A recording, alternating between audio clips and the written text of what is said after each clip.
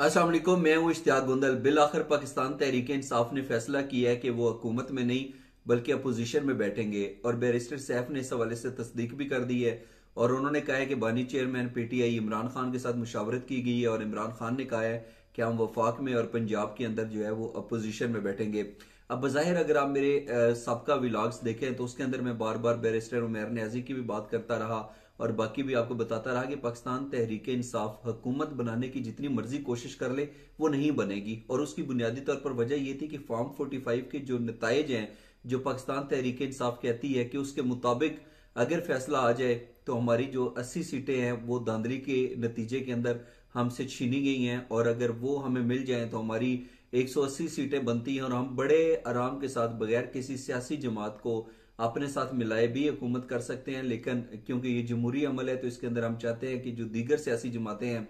पाकिस्तान मुस्लिम league नून, Pakistan peoples party और MQM के अलावा, उनके साथ मिलने में, इल्हाक करने में और उनको साथ लेके चलने में कोई हर्ज नहीं है। लेकिन आपको पता है कि पाकिस्तान के अंदर जहां पे कोई मामला लटकाना हो वो अदालतों के अंदर चला जाए तो कोई पता नहीं कि कब वो मसला सॉर्ट आउट हो या उसके ऊपर कमेटियां बना दें। और फॉर्म 45 ठीक है, अगर पाकिस्तान तहरीक इंसाफ ये क्लेम करती है कि अगर उसके नतज को सामने लाया जाए तो वो 180 सीटें जीतते हैं। लेकिन ये तो अभी अदालतों के अंदर, ट्रिब्यूनल के अंदर केसेस चलेंगे, फिर पता चलेगा कि क्या सूरत हाल मुमकिन तौर के ऊपर बनती है। लेकिन फिलहाल जो है अभी पाकिस्तान तहरीक इंसाफ इस हालत में नहीं थी, इस पोजीशन में नहीं थी कि वो जो है हुकूमत बना सकती। और वैसे भी मेरा ख्याल है कि अपोजिशन पाकिस्तान तहरीक इंसाफ को ज्यादा सूट करती है और उसकी बुनियादी तौर पर वजह यह है कि देखें, अगर तो पाकिस्तान तहरीक इंसाफ ने हुकूमत बनानी होती तो फिर जरूरी है कि पाकिस्तान मुस्लिम लीग नून और पाकिस्तान पीपल्स पार्टी में से किसी एक को अपने साथ मिलाते हैं। क्योंकि बाकी अगर हम JUI की बात करें या जमात इस्लामी की बात करें, हम GDA की बात करें, इनके पास तो इतनी सीटें ही नहीं है कि पाकिस्तान तहरीक इंसाफ अपने नंबर पूरा कर ले। पाकिस्तान पीपल्स पार्टी और नून लीग के साथ पाकिस्तान तहरीक इंसाफ बैठना नहीं चाहती थी तो ये मुमकिन ही नहीं था कि पाकिस्तान तहरीक इंसाफ हुकूमत बनाती। और मेरा ख्याल है कि मजलिस वहदतुल मुस्लिमीन के साथ जो पाकिस्तान तहरीक इंसाफ ने ऐलान किया कि उनके साथ इत्तेहाद करके वो मरकज के अंदर हुकूमत बनाएंगे, उस टाइम भी मैंने कहा था कि ये गलत है, ये नहीं हो सकेगा, इसके इम्कानात ही नहीं है। बहरहाल अब अगर वो अपोजिशन में बैठने का फैसला करते हैं तो उसके अंदर दो तीन चीजें जो है वो उनको फायदा पहुंचा सकती हैं। पाकिस्तान के हालात ऐसे हैं कि अभी जो भी हुकूमत बनेगी उसके लिए बेशुमार किस्म के चैलेंजेस हैं।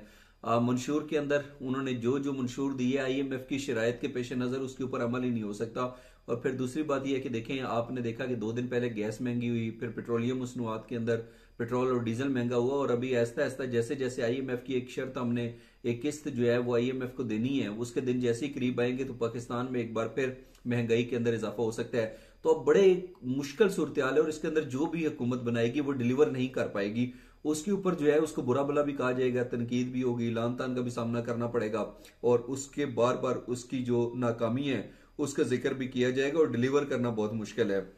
और अगर इस सूरत हाल के अंदर लेट्स सपोज पाकिस्तान तहरीक इंसाफ हुकूमत बनाती है और वो डिलीवर नहीं कर पाती तो फिर डेफिनेटली जो लोगों की सपोर्ट और हमायत है वो, क्योंकि PDM की जो 16 माह की हुकूमत थी उसके अंदर इतने मसले मसाइल खराब हुए, लोगों की मुआशी सूरत हाल इतनी खराब हुई कि वो फिर अगर पाकिस्तान तहरीक इंसाफ उनको रिलीफ नहीं दे सकेगी तो पाकिस्तान तहरीक इंसाफ भी तनकीद की जद में आ जाएगी। और ये जो पाकिस्तान तहरीक इंसाफ समझती है कि हमारे साथ लोगों की बहुत ज्यादा सपोर्ट हमायत है वो खत्म हो जाएगी। तो इसलिए पाकिस्तान तहरीक इंसाफ को जो है वो अपोजिशन ही सूट करती है। अच्छा, दूसरा ये है कि जो रऊफ हसन साहब हैं, तर्जमान है पाकिस्तान तहरीक इंसाफ के, उन्होंने कहा कि हमारे जो उम्मीदवार थे वो फॉर्म 45 के तहत तो जीत गया लेकिन फॉर्म 47 के बाद जो है उसके अंदर वो हार गया। अब बेसिकली अगर देखा जाए तो नो डाउट के सरप्राइज तो मिल सकता है। और अभी थोड़ी देर पहले ही मेरी नजरों से गुजरा कि जो हल्का NA 128 जहां पे सलमान अकरम राजा ने इलेक्शन लड़े थे और उसके बाद ओन चौधरी को जितवाया गया और उसके बाद उसके नताइज भी आए कि ओन चौधरी जीत गए हैं। लेकिन फिर जो अदालत ने उसके अंदर इंटरवीन किया और अदालत ने जो है वो बताया, गालबन उसके अंदर जो सलमान अकरम राजा की लीड थी वो 40,000 से ज्यादा थी। और उसके बाद इलेक्शन कमीशन ऑफ पाकिस्तान ने भी कहा कि हम इसके नताइज जो है अपनी ऑफिशियल वेबसाइट के ऊपर जल्दी जो है उसको अपलोड कर देंगे। तो अब बज़ाहिर तो यही नजर आता है कि अगर मामला ट्रिब्यूनल के अंदर, अदालतों के अंदर जाते हैं और वहां से फॉर्म 45 के तहत नताइज आना शुरू होते हैं और फॉर्म 45 के ऊपर जितने वोट पड़े हैं उनका ही मुसद्दका समझा जाता है और वही फाइनल होते हैं तो पाकिस्तान तहरीक इंसाफ जो है यकीनी तौर के ऊपर बड़ी तादाद के अंदर सीटें हासिल कर सकती है। अच्छा, उसके साथ जो है दो बड़ी अहम खबरें हैं। एक खबर यह है कि पाकिस्तान तहरीक इंसाफ ने मुतालबा किया है कि जो चीफ इलेक्शन कमिश्नर है सिकंदर राजा,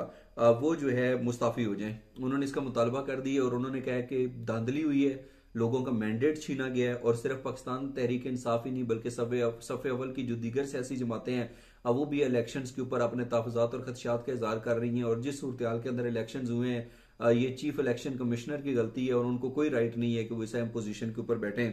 इसके साथ साथ जो पाकिस्तान तहरीक इंसाफ है वो आज F9 पार्क के अंदर 11:30 बजे एहतजाज भी कर रही है और उसके पेश नज़र जो है इस्लामाबाद के अंदर मजीद नफरी भी तलब कर ली गई है। सिक्योरिटी जोन में किसी रैली जलसे जुलूस की इजाज़त नहीं है और इसके साथ साथ नाकाबंदी जो है उसके हवाले से भी बड़ी सख्त चेकिंग वगैरह हो रही है। और बज़ाहिर ऐसा नजर आता है कि जहां पे लोग ज्यादा होते हैं वहां पे पाकिस्तान तहरीक इंसाफ के लिए तो वैसी कोई स्पेस नहीं है। लेकिन यह है कि अब जैसे जैसे एहतजाज और जलसे जुलूस नजर आएंगे तो वहां पे डेफिनेटली पकड़ धकड़ का सिलसिला भी एक दफा फिर शुरू हो जाएगा और फिर पाकिस्तान तहरीक इंसाफ की मुश्किलात बढ़ेंगी।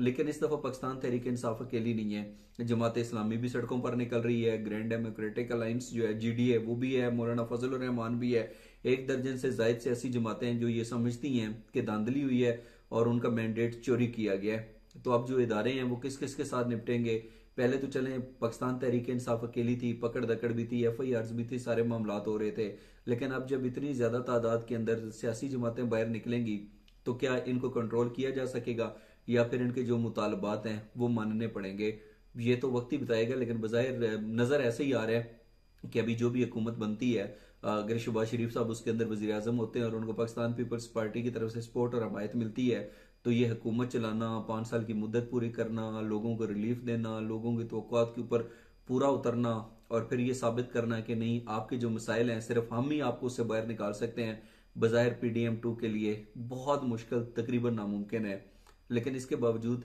एक अच्छी चीज ये है कि पाकिस्तान तहरीक इंसाफ ने जिस तरीके से फैसला किया कि हम सियासी जमातों के साथ बैठेंगे, चलें पाकिस्तान पीपल्स पार्टी नून लीग अगर MQM के हवाले से वो ये समझते हैं कि उन्होंने मैंडेट चोरी किया, उनके साथ नहीं बात करनी, तो मौलाना फजल रहमान के साथ जिस तरीके से मुशावरत की गई, बातचीत की गई, GDA और बाकी जो दीगर सियासी जमातें हैं उनके साथ अगर पाकिस्तान तहरीक इंसाफ ने बैठने का फैसला किया है तो मेरा ख्याल है कि इसे पाकिस्तान तहरीक इंसाफ की सोच और जो पॉलिसी है दीगर सियासी जमातों के हवाले से उसके अंदर एक अच्छी खुशगवार तब्दीली और एक अच्छी तब्दीली की नज़र से जो है इसको देखा जा सकता है। तो अब देखते हैं कि शहबाज शरीफ साहब वजीर आजम बनते हैं तो उसके बाद जो PDM ने पहले हाल किया था 16 माह के अंदर वैसे ही होगा या वाकई PDM2 अवाम को रिलीफ दे सकेगी? इस हवाले से अपना कीमती फीडबैक जरूर दीजिएगा। आज का व्लॉग देखने का बहुत शुक्रिया, अपना ख्याल रखिए, अल्लाह हाफिज।